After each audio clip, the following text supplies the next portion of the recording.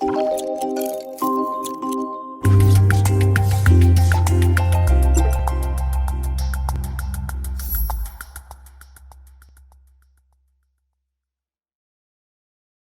commence. D'abord, effectivement, un peu plus sur mes études, donc à Paris, puis à l'Institut Pasteur. Ensuite, en 1998, je suis parti à Tübingen faire un postdoc pour tester les différents vaccins anti-cancer, protéines, peptides, virus. Et c'est là où j'ai commencé à utiliser l'ARN messager à l'Université de Tübingen et qui a abouti à la fondation en 2000 de CureVac. Et ensuite, j'ai quitté CureVac en 2006. Je n'ai pas de conflit d'intérêt puisque j'ai quitté à la fois mon travail de Chief Scientific Officer et mes actions de la compagnie. Je n'ai pas d'action dans CureVac, BioNTech ou Moderna. Donc, je n'ai pas de conflit d'intérêt. J'ai quitté en 2006 pour venir rejoindre l'hôpital universitaire de Zurich et l'université de Zurich pour continuer à développer les thérapies à base d'ARN. J'ai fondé une petite compagnie qui s'appelle Mischer Pharma, qui est juste une compagnie d'ordinateurs pour soutenir un brevet de l'université de Zurich dont je suis inventeur. Et j'ai créé en 2017 la première plateforme académique d'ARN messager qui permet de produire l'ARN messager pour les collègues qui travaillent en académie. On entend du bruit, peut-être il faut couper les micros. Pour les collègues qui travaillent en académie. Je vais demander à tout le monde de couper ses micros pour qu'on n'ait pas le bruit de fond. Merci beaucoup.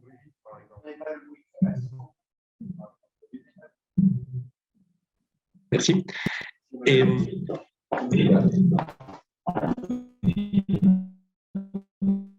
je crois que tout le monde entend des interférences. Il n'y a que moi. Non, effectivement, on entend des interférences. On est en train de chercher le coupable à qui on va couper la chic.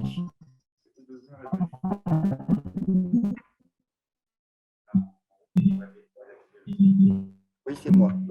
Je pense que ça vient de vous, Bruno, parce que c'est depuis que vous avez mis la caméra qui tourne.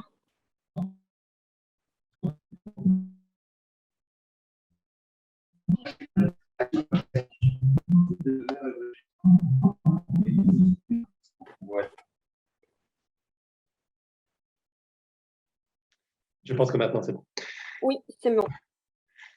Donc, c'est depuis la création de CureVac, depuis 1998, disons, on a commencé à travailler sur l'ARN messager. L'ARN messager, les vaccins à base d'ARN messager, ont été le vilain petit canard du développement des vaccins, avec beaucoup d'investissements et de recherches sur les vaccins à base d'ADN, de protéines ou de virus. Avec aussi, il faut dire, beaucoup de mépris envers les vaccins à base d'ARN messager, dont on me disait qu'ils ne pourraient pas marcher. Et donc, on a été pendant assez longtemps seul, disons entre 2000 et 2010, puis il y a eu BioNTech, puis il y a eu Moderna, donc une communauté qui s'est développée au cours des années 2010 jusqu'à 2020, puis le choc en 2020 avec une épidémie d'une origine relativement encore inconnue. Est-ce que c'est parce que des gens ont mangé des chauves-souris crues dans des sandwichs ou est-ce que c'est un virus qui s'est échappé donc d'un P4 à Wuhan? De toute façon, donc, la pandémie a totalement changé maintenant la vue qu'on a sur les vaccins à base d'ARN messager, puisqu'elle a permis de valider en moins d'un an un vaccin, cette technologie ARN messager, un vaccin efficace contre le Covid. Ce vaccin est figuré ici, donc c'est un ARN messager synthétique dans un liposome, une enveloppe lipidique couverte de PEG.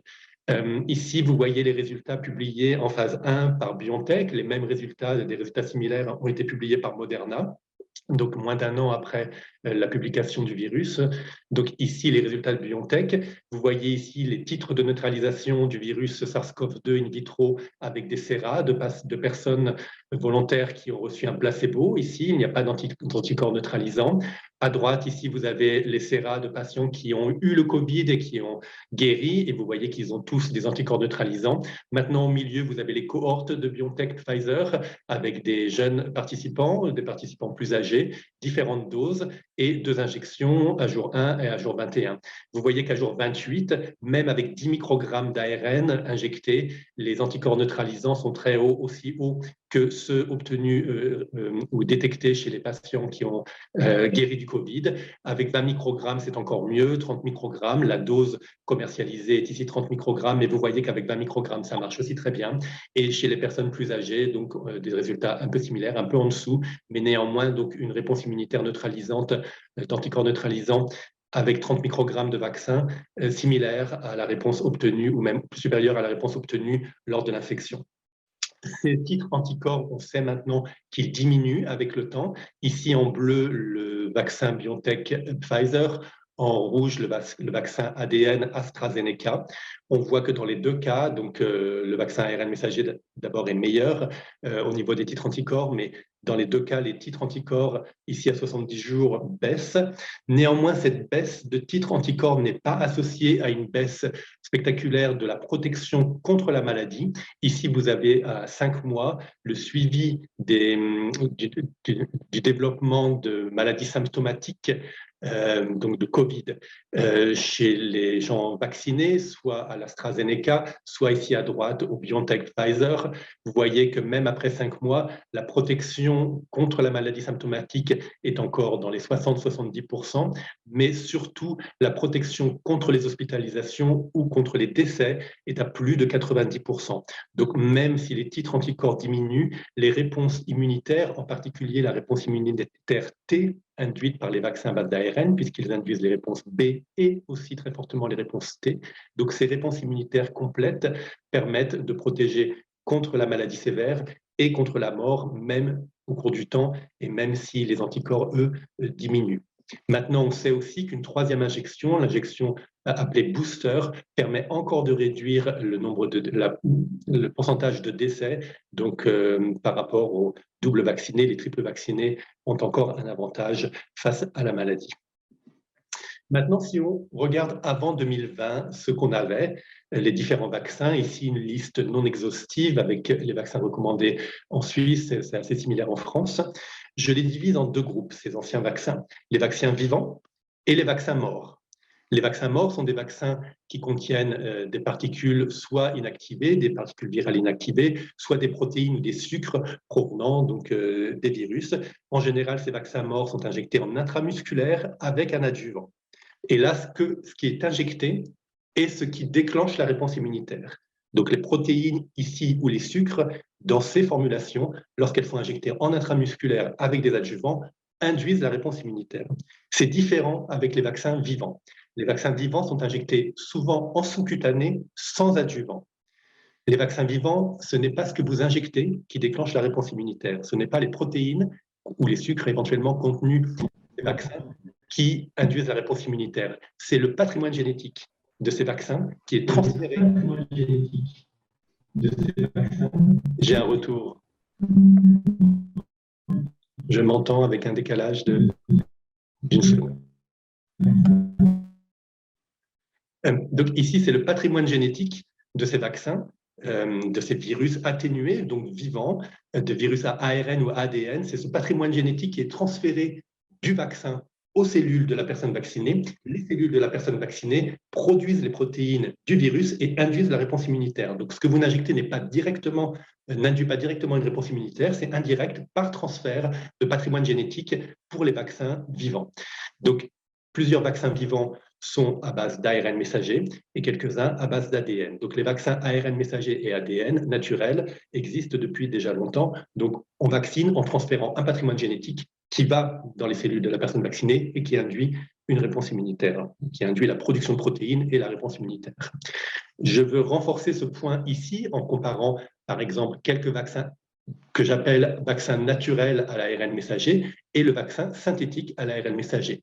À nouveau, fièvre jaune, oreillon, rougeole, rubéole sont des virus à ARN. Les vaccins consistent en des virus atténués contenant ces ARN. Et à nouveau, lorsque vous injectez ces virus en sous-cutané sans adjuvant, ce ne sont pas les protéines contenus dans le virus, dans chacun de ces virus, qui induisent la réponse immunitaire. Il n'y a pas d'adjuvant et c'est sous-cutané. Ce qui induit la réponse immunitaire, c'est les ARN contenus dans ces virus qui vont dans les cellules de la personne immunisée, qui sont traduits en protéines, et ce qui induit aussi une inflammation et une réponse immunitaire.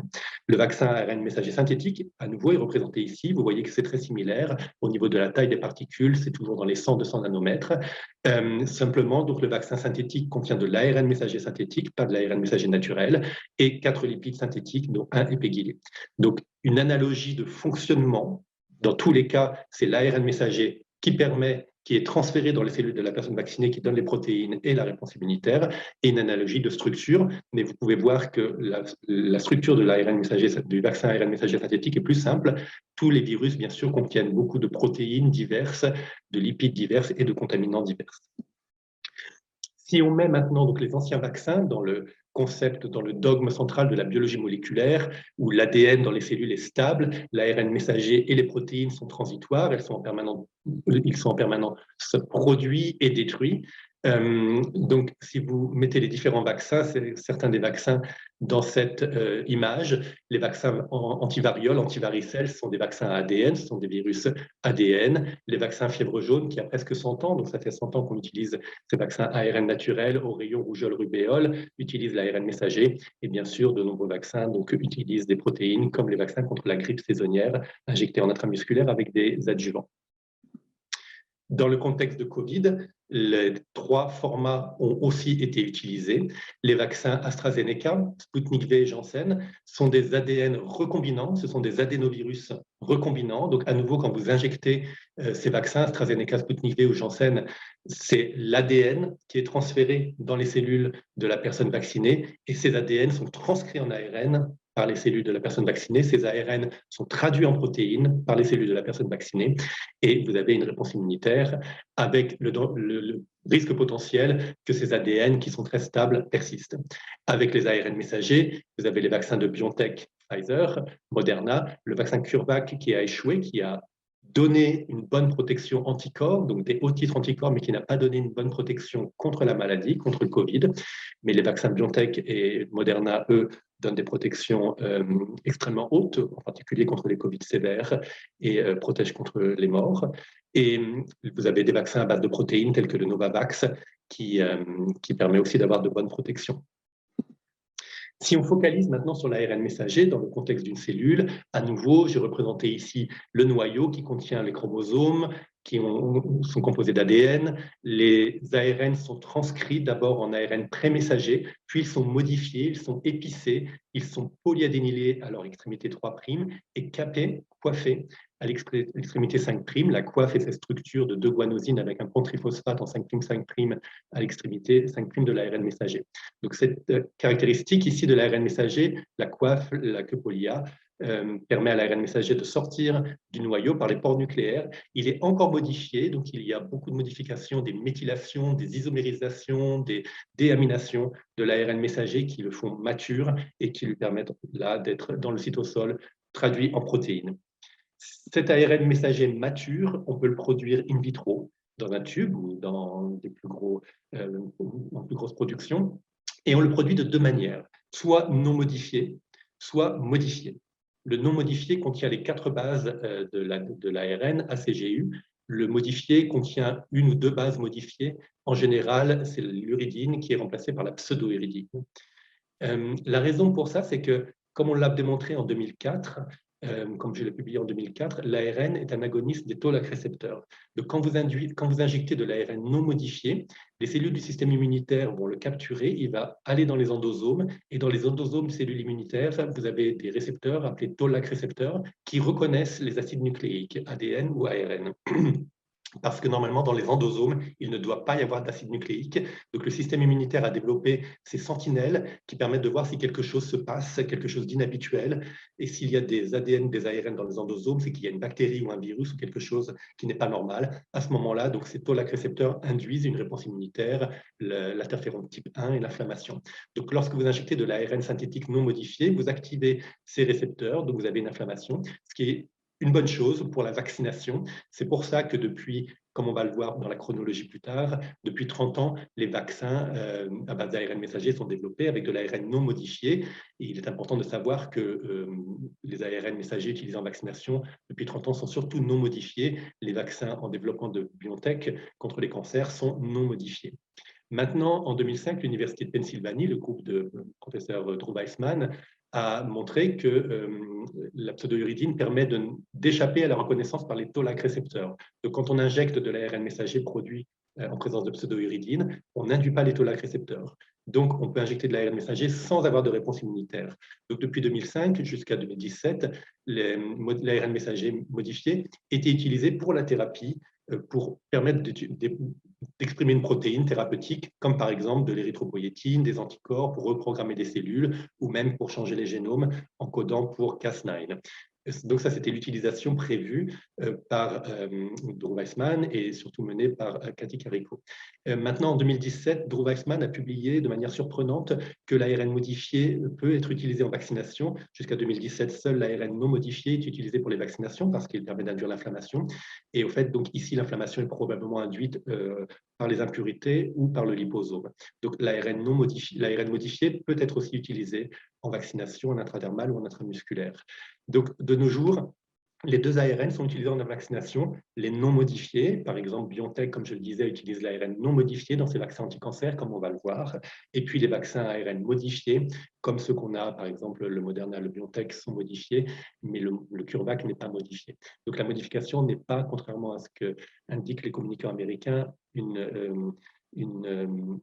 quelque chose d'absolument nécessaire pour les vaccins ARN messagers. Il y a l'alternative d'utiliser les ARN non modifiés.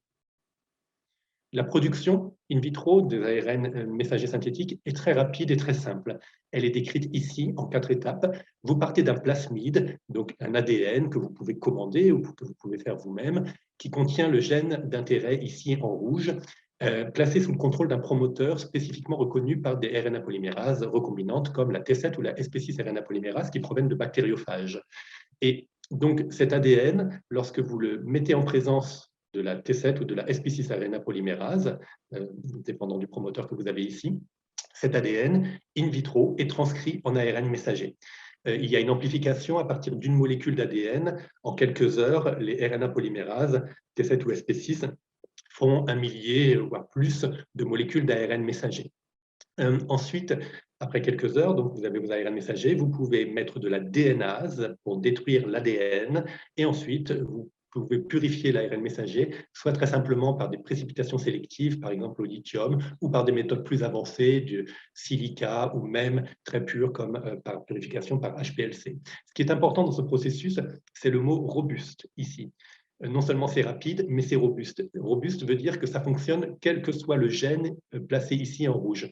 Donc ça peut être le gène d'une protéine de cancer, d'une protéine de virus, comme on le voit avec SARS-CoV-2. Donc une fois que vous avez établi le processus pour produire de l'ARN messager, ce processus assez simple, vous pouvez ici utiliser n'importe quel gène et vous aurez toujours votre ARN. C'est pour ça que pendant la pandémie, ça a été si rapide de produire les vaccins ARN messagers, parce que si vous avez une production pharmaceutique d'ARN messager, vous pouvez produire n'importe quel ARN messager en utilisant exact le même protocole. Vous n'avez pas à adapter votre protocole selon la nature du vaccin ou de la thérapie que vous développez, ce qui n'est pas le cas bien sûr quand vous produisez des protéines. Vous avez toujours besoin de changer vos méthodes de production, de purification, de préservation lorsque vous produisez des protéines ou des virus. Ce n'est pas le cas pour l'ARN messager. Le processus est toujours le même. Donc en quelques heures pour chaque étape, vous avez vos produits et ça fonctionne toujours. Donc le mot robuste est important pour les utilisations, pour la production d'ARN messager.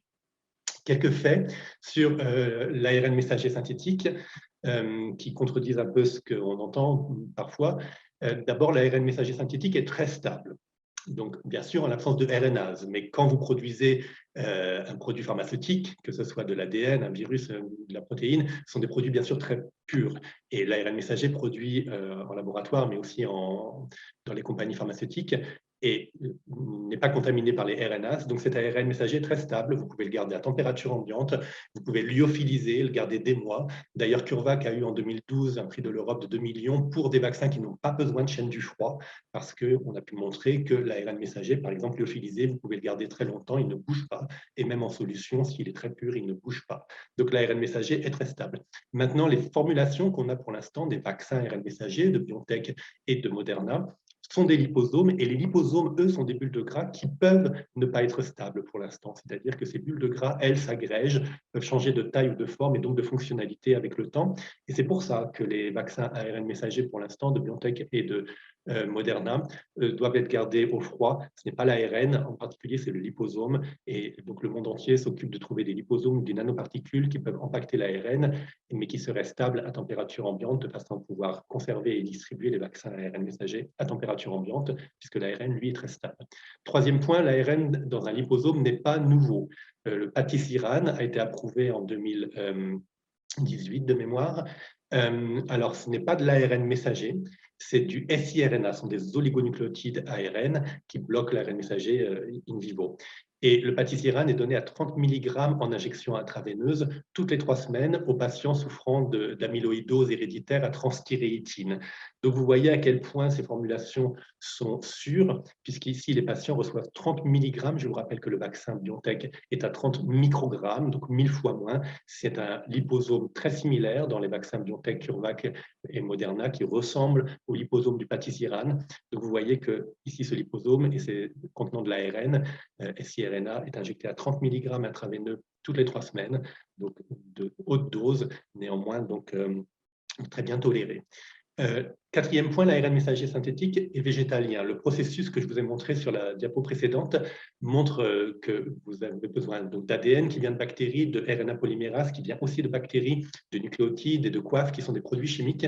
Donc la production dans l'ensemble est végétalienne, il n'y a pas de produits d'origine animale. Donc ça permet déjà pour les modes de vie de pouvoir adapter à certaines nouvelles exigences de la société. Ça permet aussi d'éviter beaucoup d'allergies. Par exemple, vous savez que certains virus dans les vaccins, comme les virus de la grippe, sont produits dans des œufs et vous avez des contaminants qui viennent de l'œuf, donc vous ne pouvez pas vacciner les personnes allergiques à l'œuf.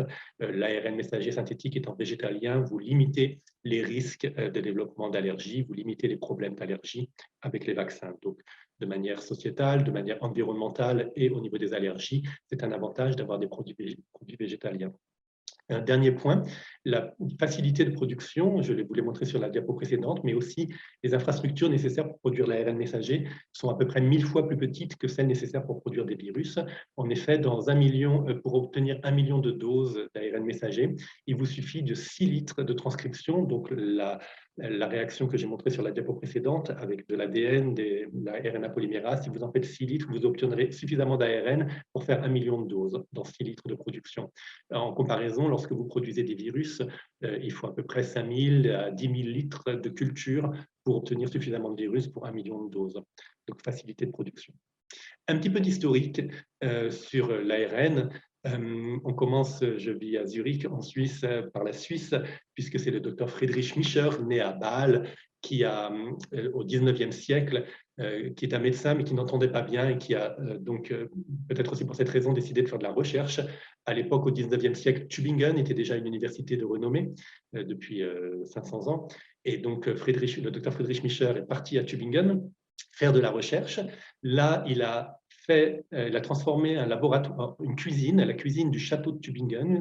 Ici, vous avez une photo de Tübingen qui est une ville extrêmement jolie, très ancienne. Il y a un château. Dans la cuisine du château, Friedrich Miescher a fait des expériences. Il a utilisé le sang des patients de l'hôpital, le pus et le sang, et il a extrait les noyaux. Et des noyaux, il a extrait une substance qu'il a appelée nucléine, dont il a dit ce n'est pas des protéines, ce n'est pas des lipides, ce n'est pas des sucres, c'est une nouvelle substance riche en phosphate et riche en azote.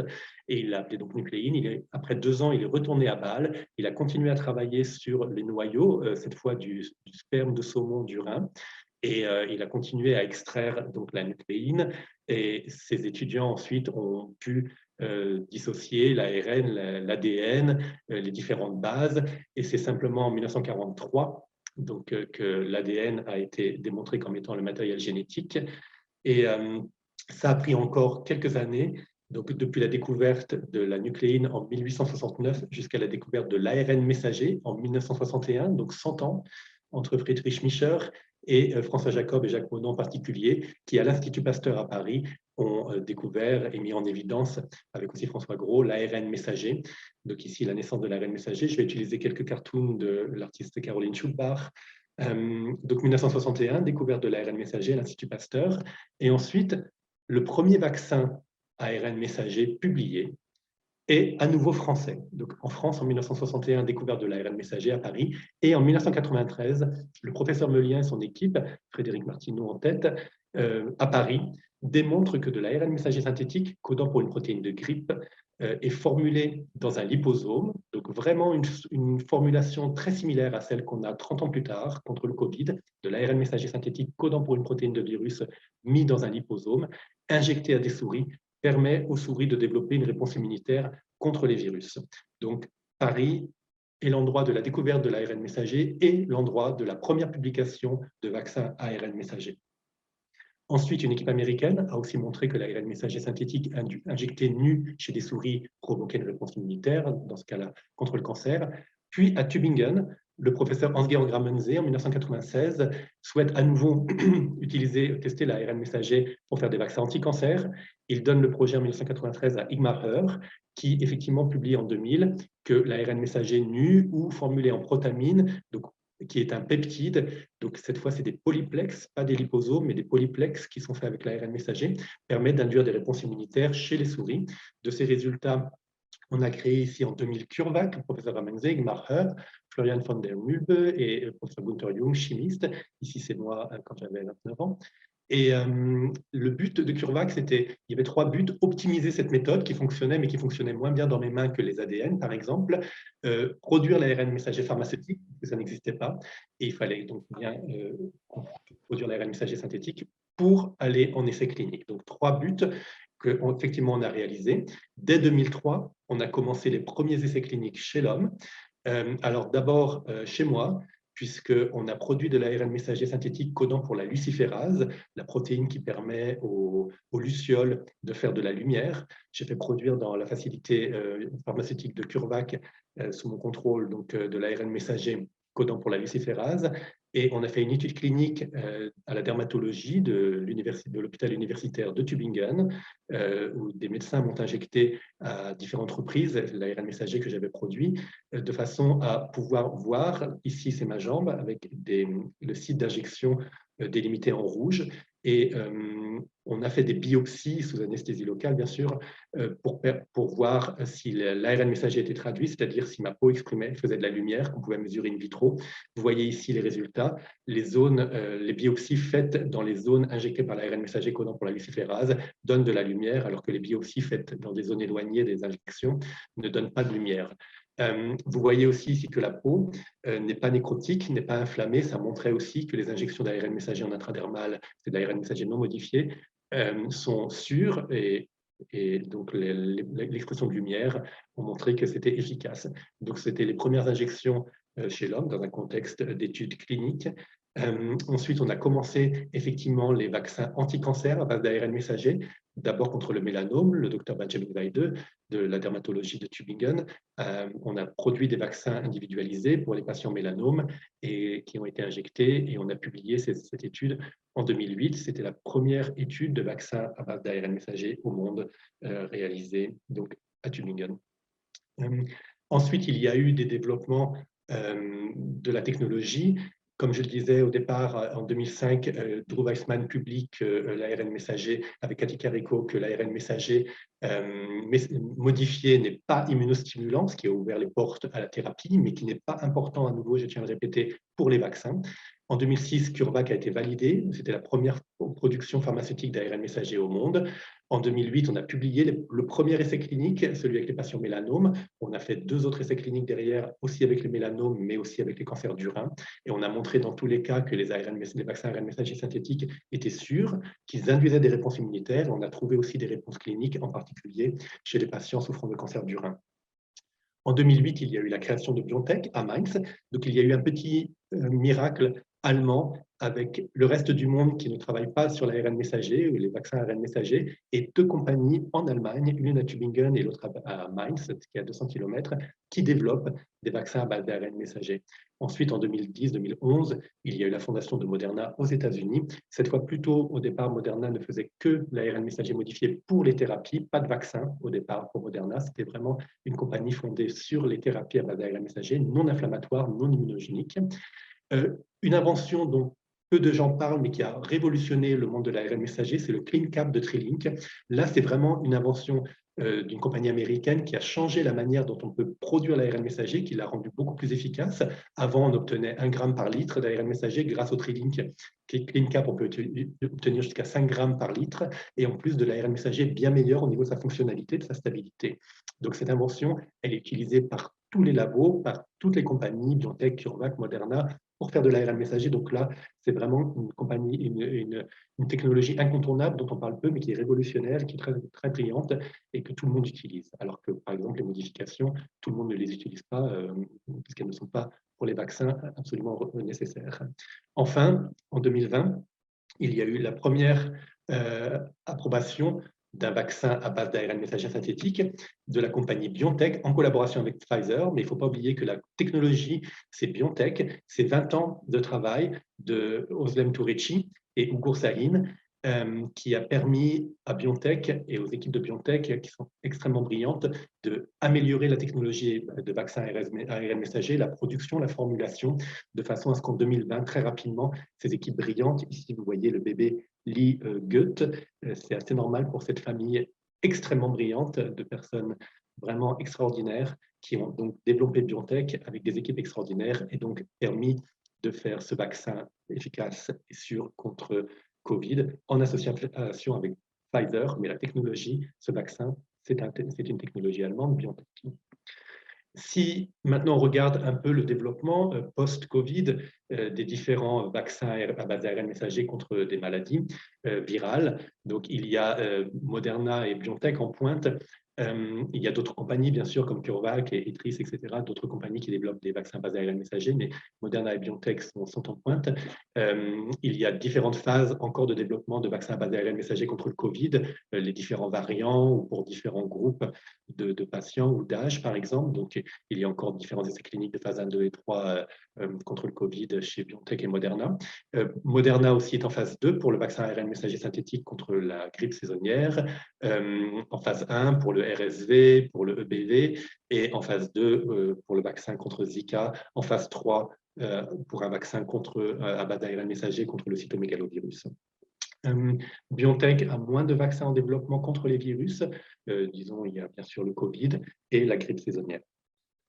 Maintenant, dans les vaccins à base d'ARN messager contre les cancers, juste une introduction brève, on peut vacciner de 2 manières contre les cancers, en exprimant des protéines qui sont des protéines soit surexprimées dans les cancers, soit des cancers testis antigènes, c'est-à-dire des protéines qui ne sont normalement pas exprimées dans les tissus d'un corps adulte.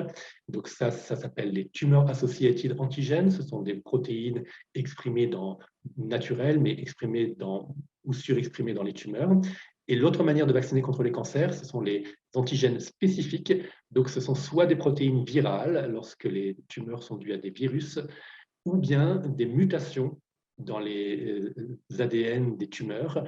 Et ces mutations codent pour des protéines mutées qui peuvent être ciblées par les vaccins. Donc, soit TAA, tumor associated antigène, soit TSA, tumor spécifique antigène.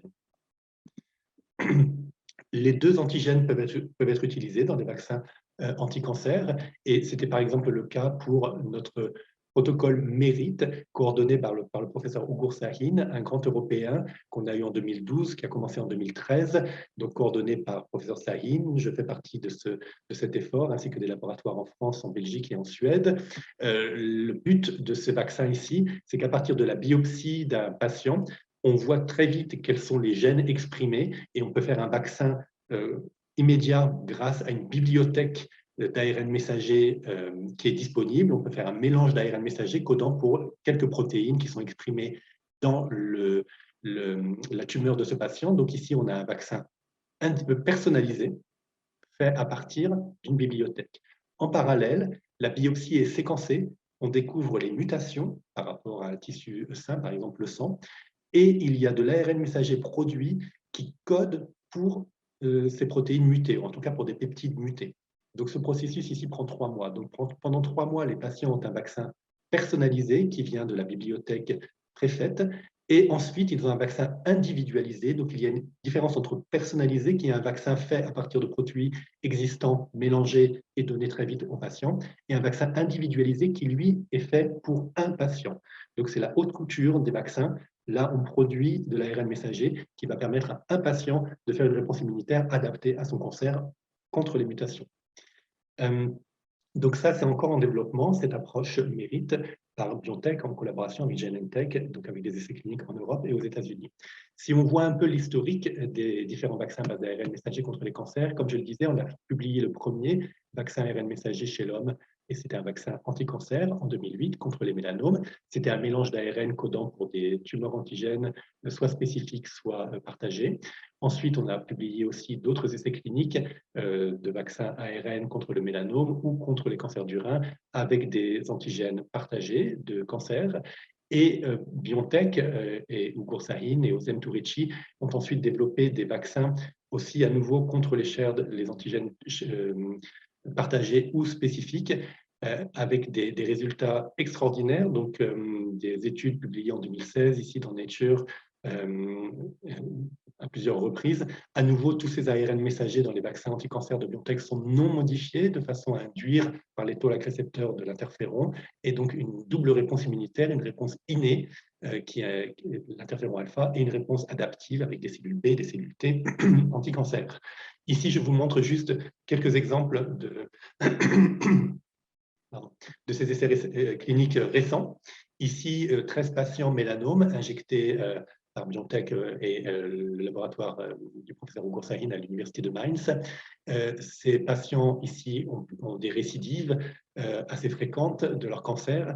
Ici, il y a la vaccination avec des ARN messagers qui codent pour les mutations. C'est des ARN individualisés, c'est la haute couture.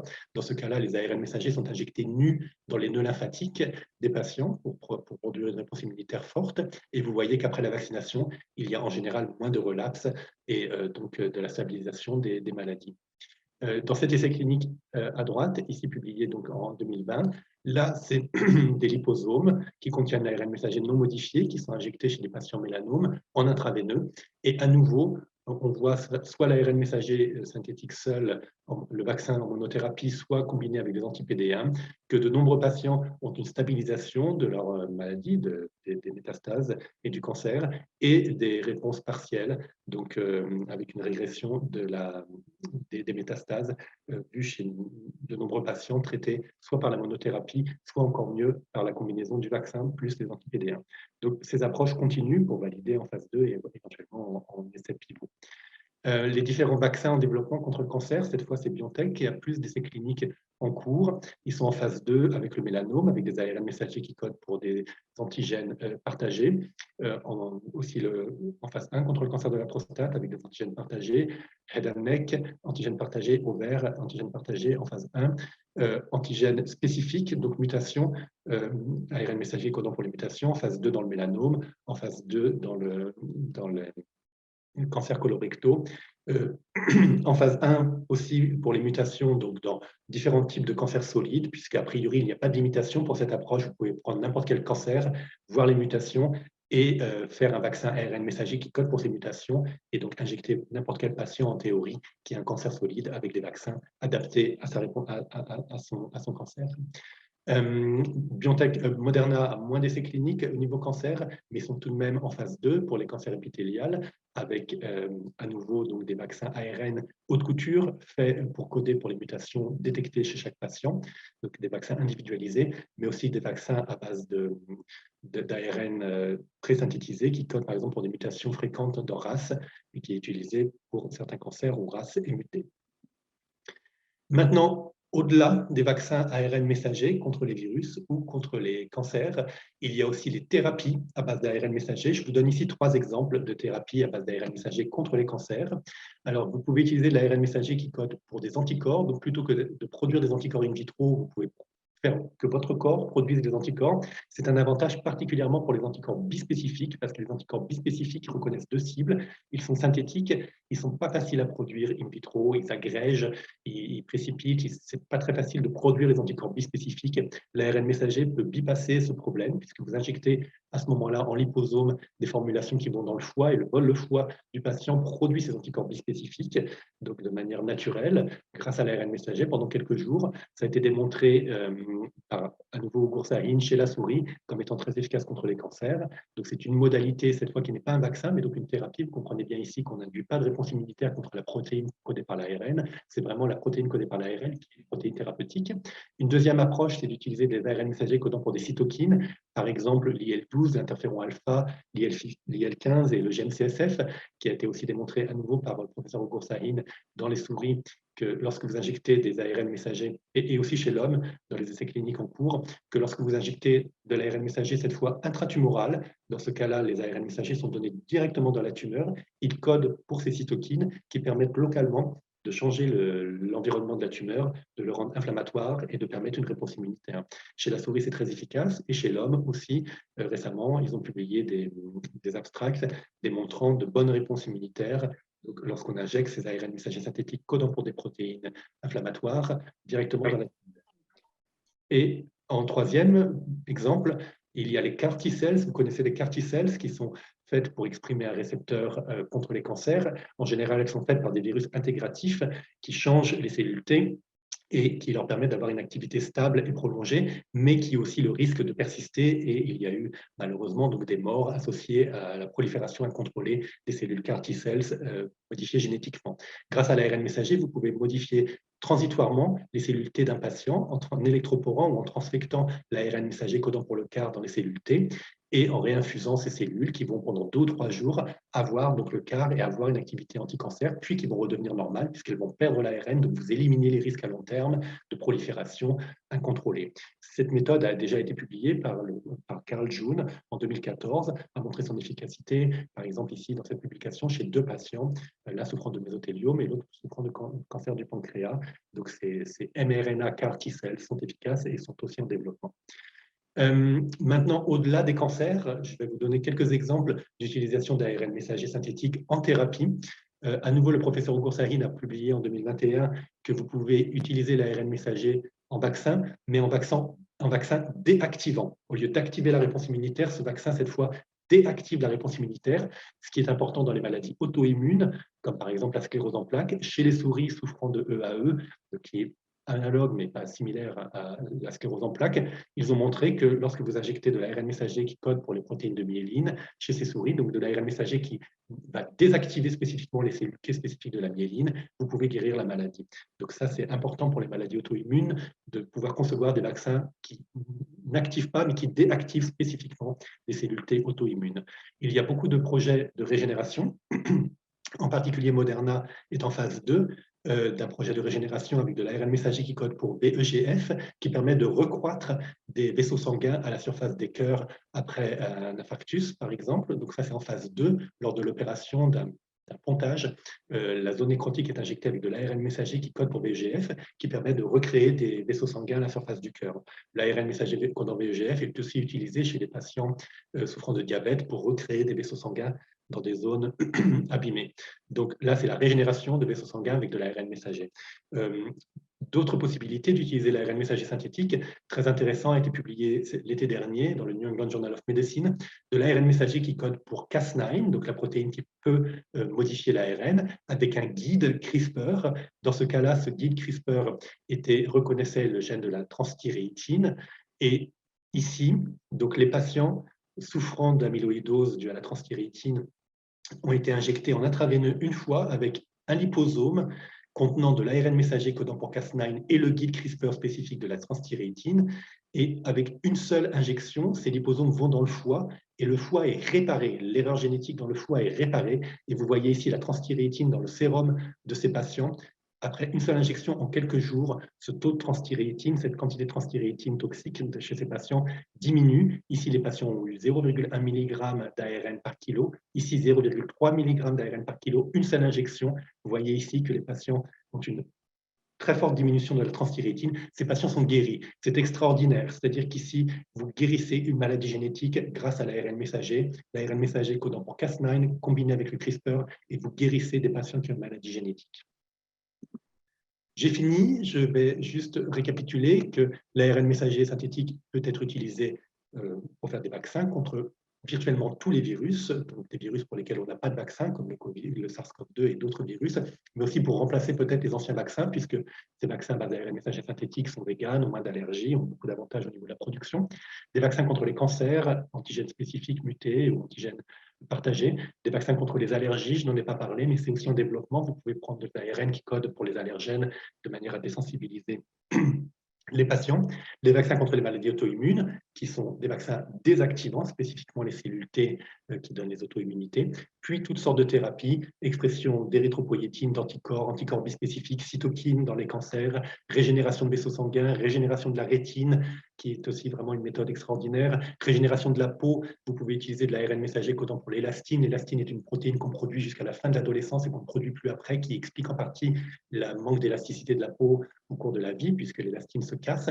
Donc, vous pouvez, ça a été montré, utiliser de l'ARN messager codant pour l'élastine pour régénérer la jeunesse de la peau. Vous pouvez régénérer la force musculaire en injectant des ARN messagers codant pour les protéines adéquates de régénération ou des myosines. Vous pouvez faire des neurones, etc. Reprogrammer les cellules, soit faire des cellules souches, soit faire des cellules CAR T-cells anti-cancer, et la correction des génomes extraordinaires, donc avec en particulier CRISPR-Cas9, mais ça pourrait être fait aussi avec d'autres protéines codées par les ARN messagers pour guérir les maladies génétiques. J'ai fini avec ça. Vous pouvez voir peut-être plus d'informations dans les publications. Ma petite équipe est ici et j'attends vos questions. Merci pour votre attention.